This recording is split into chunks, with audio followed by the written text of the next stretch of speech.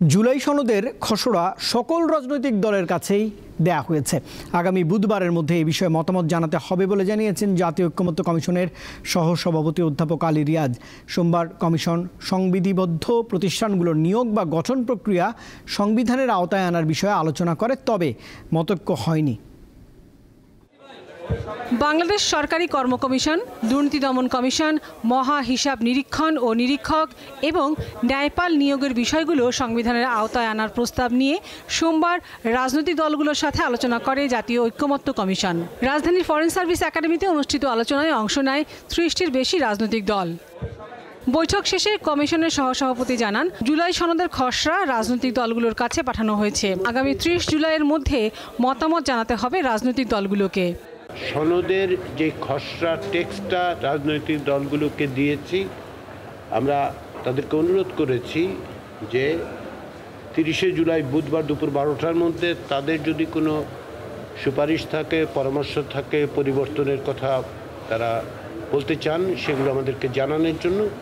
আমরা আশা করছি যে এগুলোকে সমন্বিত করে টেক্সটটা ওই দিনই তৈরি করতে পারবো আমরা। তিনি জানান, সোমবার 5টি সংবিধিবদ্ধ প্রতিষ্ঠানের মধ্যে শুধু পিএসসি ও দুদক নিয়ে আলোচনা হয়েছে। এতে বিএনপি সহ কয়েকটি দল সহমত পোষণ করেনি, কিন্তু অধিকাংশ দল এই প্রতিষ্ঠানগুলোর গঠন কাঠামো সংবিধানের আওতায় আনার বিষয়ে একমত হয়েছে। এখন যে একটা পিএসসি আছে, তার বদলে 3টা পিএসসি সরকারি কর্ম কমিশন গঠনের সুপারিশ প্রস্তাবটার বিষয়ে ব্যাপক সংখ্যাগরিষ্ঠ দলের প্রতিনিধিরা সংবিধানের 137 অনুচ্ছেদ সংশোধনের পক্ষে মত দিয়েছেন। অন্যদিকে বিএনপি সহ কয়েকটি দল সংবিধানে নিয়োগ বিধান যুক্ত না করে আইনের মাধ্যমে কমিটি গঠনের পক্ষে অবস্থান ব্যক্ত করেছে। দিনব্যাপী আলোচনায় তত্ত্বাবধায়ক সরকার গঠন প্রক্রিয়া নিয়েও কথা হয়। কেয়ারটেকার সরকার ব্যাপারে তো বারবার আলোচনা হয়েছে। Speaker, deputy speaker from opposition, এটা আমরা একমত হয়েছি যে একজন ডেপুটি স্পিকার বিরোধী দল থেকে হবে।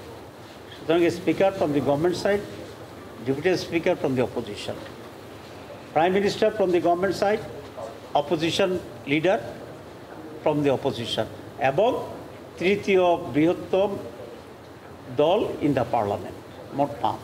এনসিপি জানিয়েছে, সরকারি প্রতিষ্ঠানে দলীয়করণ ঠেকাতে সংবিধানের আওতায় গঠন প্রক্রিয়া থাকা প্রয়োজন। পিএসসি এবং দুদকের ক্ষেত্রে সিলেকশন কমিটির কথা বলছি, সেগুলো যদি সংবিধানে উল্লেখ থাকে তাহলে সেটার একটা সুরক্ষার জায়গা নিশ্চিত হয়। জাতীয় ঐক্যমত্য কমিশনের সংলাপ থেকে কিছু সময়ের জন্য ওয়াকআউট করার পর আবার আলোচনায় যোগ দেয় বিএনপি।